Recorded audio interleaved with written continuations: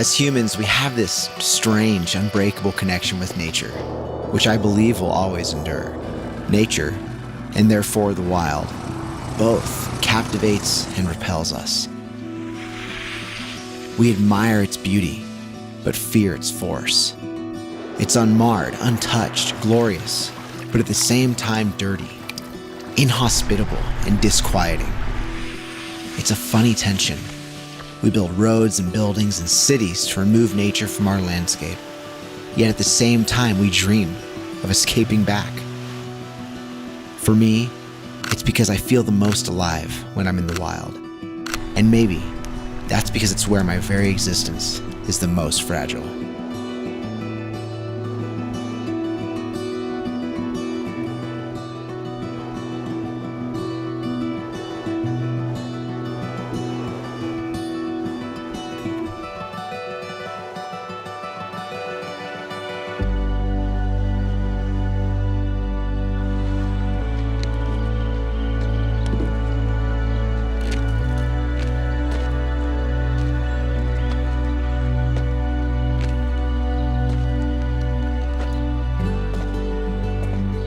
Well, it's funny because, when Icebreaker first approached me with this assignment, I was kind of like, so that's it? Like, just go and create a photograph that challenges people's perspective of nature? And I was kind of waiting for what else? To be honest, it's a dream assignment. I mean, how often do we get to just create something, like from your heart? I think that's the place that you dream of getting to as a photographer, but it's the opportunity to collaborate on something that's bigger than just you or bigger than just them. And it's like if a photograph can live on because it can tell a deeper story, like that's all you could ever ask for. What are we looking at here? We're just down here. Okay, cool. Cook Airport. So we basically came out here to try and kind of photograph one of, I think, New Zealand's most beautiful places and really challenge what people's perceptions on what nature is, right? This is the home of Icebreaker Merino, and really, I think so much of, what Kiwis are proud of is their landscape. One of the cool things about the Tasman is there are two locations where we've got these ice falls that you can actually access them, whereas lots of other places they're too wild. Where we see the biggest changes are there are smaller glaciers. Some of those have pretty much completely disappeared in the last 15 years. But in general, I think that the change is accelerating. Wow. So there's been more change in the last 5 years than there were in the previous 10. I'm really kind of leaning on you to hopefully, bring us to some of these locations that we really want to explore bits of the Tasman and maybe kind of check out, parts of Mount Cook and just kind of see what's available. I'm not totally sure what that image is yet, but I feel like that lake, I feel like I'm so drawn to because it's just it's so isolated, there's nothing that feeds into it, just the glacier itself, and has one tiny little exit river at the very end that's like it's like a pinhole. It's like somebody poked a hole in it. Well, in the beginning, I never really quite knew what to expect. You come into it kind of like a surgeon, you want to make precision decisions and you want to kind of look at everything like with a fine-tooth comb, and that's kind of a terrifying situation to be in. As a photographer who loves to produce and loves to plan, it's kind of scary just to be like, okay, we're just going to deal with the weather we're given. We're going to deal with whatever comes our way, whether it's, freezing cold or whether we're having to go way up on the glacier.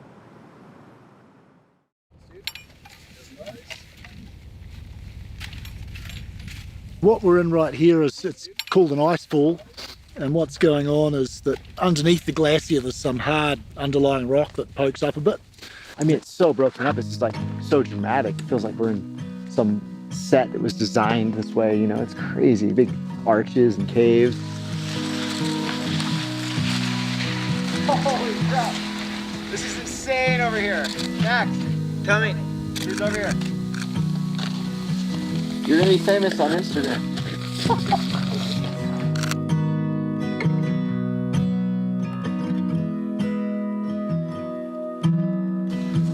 There's beauty in everything. And sometimes the most beautiful things don't ask for any attention. When you go out and you seek these places, you explore it from almost like a 360-degree relationship. You connect with those places and they become more than just places. They become a part of you. The most valuable experiences in my entire life have been the ones where I've been able to just sit somewhere and try to compose something that's hopefully meaningful, and that's the type of work that I dream about. I dream of being able to sit and learn to kind of be patient. Oh man, I can't wait to see these things. Check it out. From the glacier. To be honest, like shooting a glacier is, I don't even know where to begin. It's such a big thing. Like, how do you even document that? You have so many elements. I feel like my mind this whole week at a certain point just got desensitized to looking at this thing because it was so big and grandiose and beautiful and terrifying. I still feel like we're just too close to it, you know, like we have this story we have to tell, you know, with an image, and I feel like we're losing some of like the key characters, you know, like some of the mountains are lost and the lake and the moraine. I mean, it's wild to be crawling through the belly of it, but I don't know, I feel like we're kind of missing something. When you lose all the mountains, To be honest, I think that I was ill prepared for just how much pressure, I guess, it puts on to like create something that I feel like is meaningful in a place that's so big. You know, you can't even really fathom. You know, you get to this valley and you look around and massive peaks, you know, the Southern Alps surround you, they almost swallow you up. It's kind of opening up here. Yeah. You can finally actually see the entire edge of this lake. From these moraines, you get so much more perspective. These things, I mean, these moraines are like hundreds of feet tall. They're like, it's like the most gnarly vertical relief around this thing ever. The glaciers basically carved its path and left piles of dirt and rock as we walked kind of along its hairpin ridges. We got a really beautiful perspective of the lake. At the same time, you kind of lose the relationship of the river and you lose the size of the lake, the size of the mountains. You know, you're kind of still in them. That was maybe one of the most unique environments or landscapes I've ever walked on. It felt moon-like.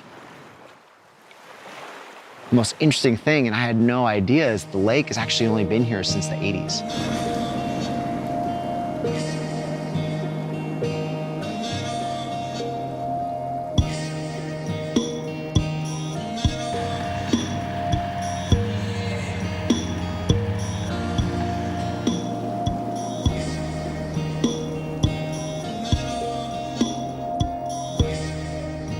Trevor mentioned he used to be able to literally just drive to the bull hut and basically take a little tow line and ski on the edge of the glacier right there. And now that's non-existent. Things so broken up and you couldn't even recognize it.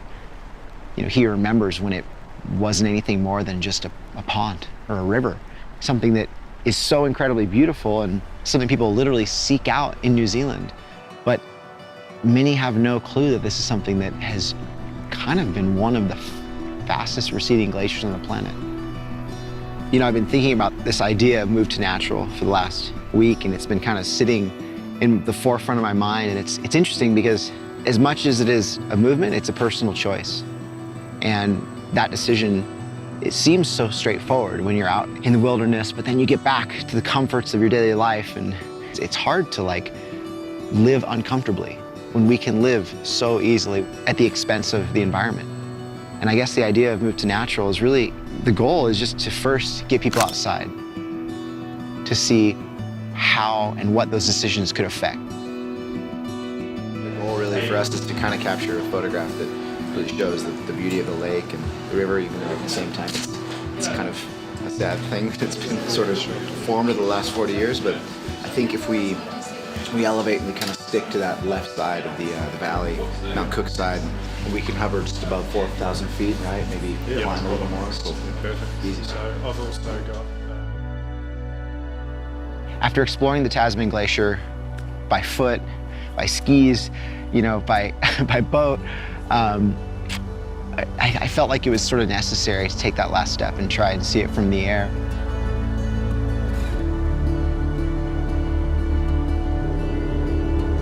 And I remember just sitting in that plane, hands are frozen solid, you can barely press the shutter.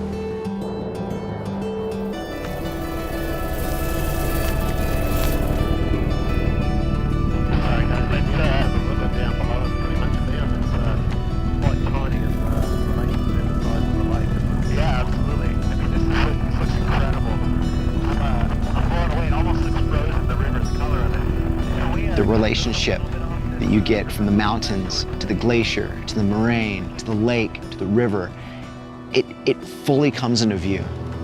When all of those elements sort of started to come together, it was a really beautiful personal experience. You can never really tell somebody why one image is better than another one, or why this photograph means something to you over these photographs. The reality is, it's kind of more a matter of what you have to say about it. It takes kind of every perspective. It takes being on foot, being on the water, being in the air, to really appreciate this place. And I think when you finally come to that situation where everything clicks and the light is right, and you feel like you're finally able to like appreciate it, you're not even really taking a picture in that moment. You feel like it was kind of at least meant to be.